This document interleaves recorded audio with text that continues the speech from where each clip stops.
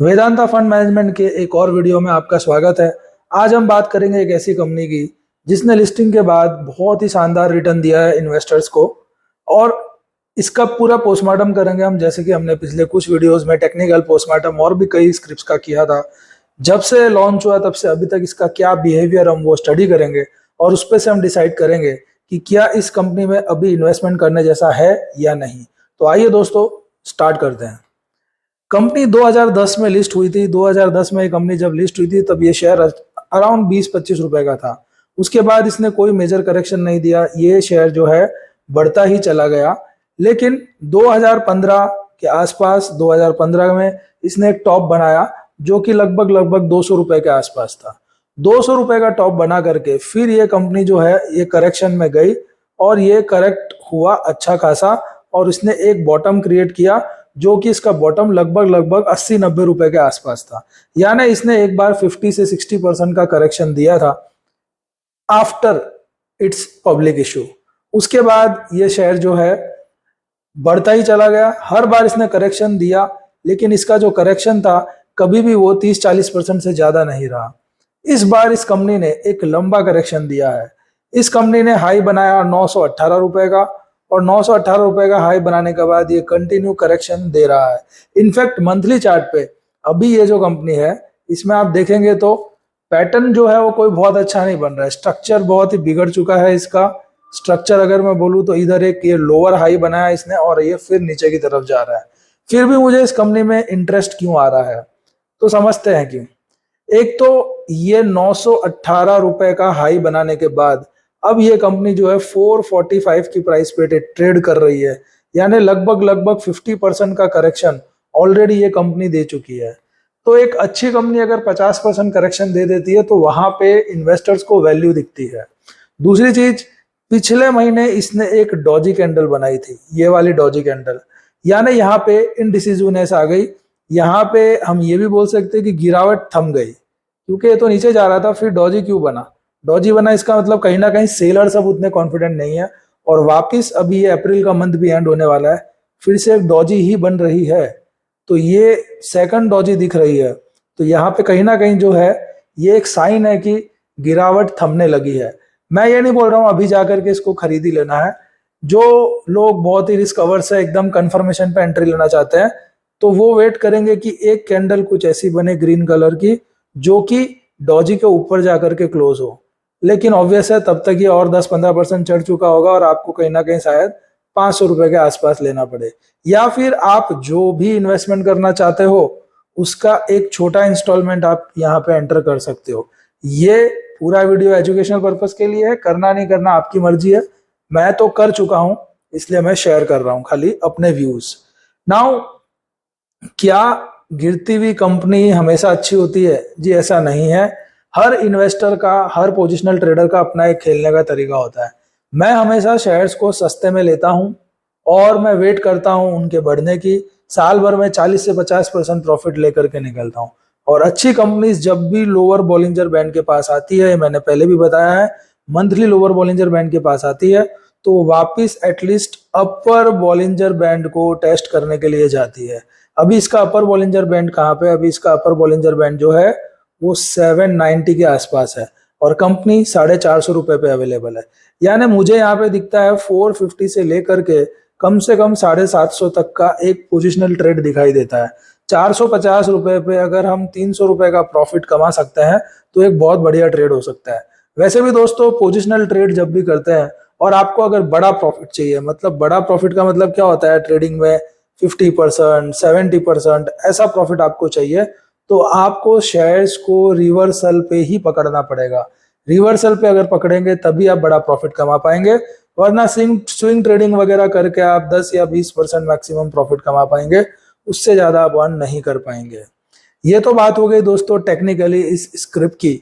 अब इसके pivot points पे क्या टारगेट है हम वो भी चेक कर लेते हैं। तो पाइवट पॉइंट्स पे आते हैं हम। पाइवट पॉइंट्स में भी हम सीधा मंथली में चले जाते हैं, क्योंकि हम पोजिशनल ट्रेडर हैं और पोजिशनल ट्रेडिंग के हिसाब से देख रहे हैं। तो मंथली में अगर मैं जाता हूं तो ये ऑलरेडी अपने पाइवट की बेस लाइन जो है, ये ब्लू लाइन, उसके नीचे ट्रेड कर रहा है, और यहां से पाइवोट तक का सफर तो एक तरह से कंफर्मेशन जैसा ही है 589 का, तो वो तो आना ही चाहिए। लेकिन फर्स्ट पाइवोट जो हम टारगेट बोलते हैं वो 725 का और दूसरा 810 का है।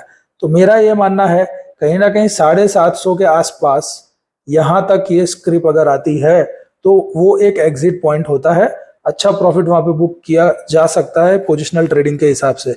तो फिबोनाची पाइवोट पॉइंट जो है वो भी यही बता रहे हैं कि ये 750 से 800 की रेंज तक जा सकता है। आइए अब देखते हैं कंपनी के जो फंडामेंटल्स है वो कैसे हैं।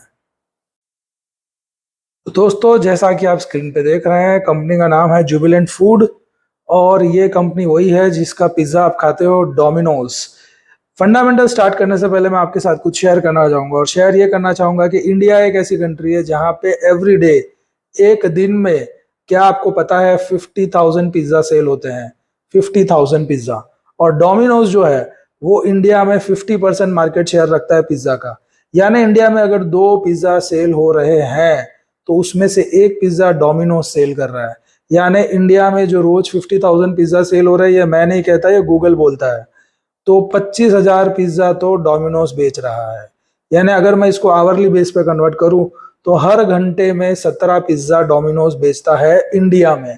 और मैं आपको बता दूं, जो कंपनी इंडिया में लिस्टेड है डोमिनोज के नाम से, जुबिलेंट फूड, वो सिर्फ इंडिया में काम नहीं कर रही है, वो चाइना, नेपाल, बांग्लादेश, ये सब में काम कर रही है।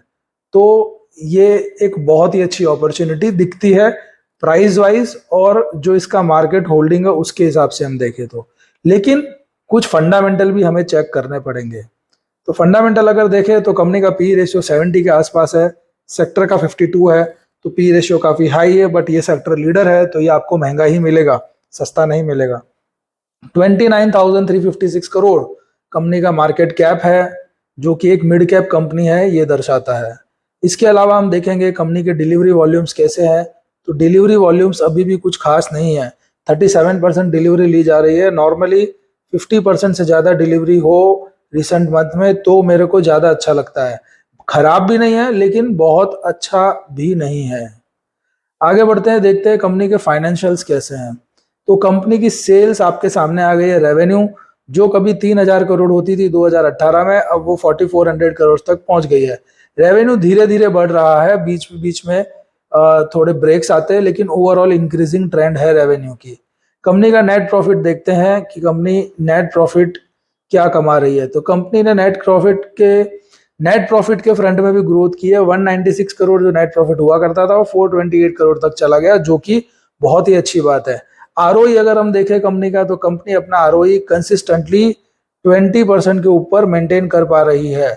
ये 16% एक डाउनफॉल आया था क्योंकि कोरोना वायरस के बाद ऑनलाइन पिज्जा ऑर्डरिंग डाउन गई थी एक बार, लेकिन अब वापस सब कुछ नॉर्मल हो गया है। और अभी भी कंपनी ने एक झटका सहन करने के बाद वापस मेंटेन कर लिया अपने आरओई को 20% के ऊपर। 20% के ऊपर का आरओई बहुत अच्छा माना जाता है। डेट टू इक्विटी अगर हम देखें तो कंपनी का डेट टू इक्विटी रेशियो 0 था, अभी भी 0.06 ही है। 0.06 कुछ भी नहीं है, it is literally a debt free company, आप ऐसा बोल सकते हो। तो ये सब देखते हुए फाइनेंशियल्स कंपनी के उतने बुरे नहीं है, इनफैक्ट अच्छे हैं। जितना इसका प्राइस करेक्शन आया है उसके सामने तो इसके फाइनेंशियल्स बहुत अच्छे हैं। अब शेयर होल्डिंग पैटर्न देखते हैं कंपनी का। तो कंपनी का शेयर होल्डिंग पैटर्न अगर हम देखें तो कंपनी के जो प्रमोटर्स हैं 42% स्टेक है उनका, और स्टेक वो चेंज नहीं कर रहे हैं। तो प्रमोटर्स की होल्डिंग कम है, लेकिन क्योंकि वो कंसिस्टेंटली मेंटेन्ड है, उन्होंने कम की नहीं है, पहले से ही उतनी है, तो वो एक्सेप्टेबल है। 1.67% जैसी कुछ होल्डिंग प्लेज्ड भी है, लेकिन ये बहुत ही नॉमिनल है तो इसको हम इग्नोर कर सकते हैं। इसके अलावा एफआईआईस की क्या होल्डिंग है, तो शेयर की प्राइस गिरने का एक रीजन ये भी है, एफआईआई कंटिन्यू अपनी होल्डिंग डिक्रीज करता जा रहा है। एफआईआईस ने 32% जो होल्डिंग थी इनकी उसको रिड्यूस कर करके 25% तक ले आए हैं। डीआईआईस जो है उसके विपरीत वो अपनी होल्डिंग बढ़ाए जा रहे हैं, वो 15% से 22% तक अपनी होल्डिंग ला चुके हैं। पब्लिक जो है उसके पास लगभग 10% का हिस्सा है।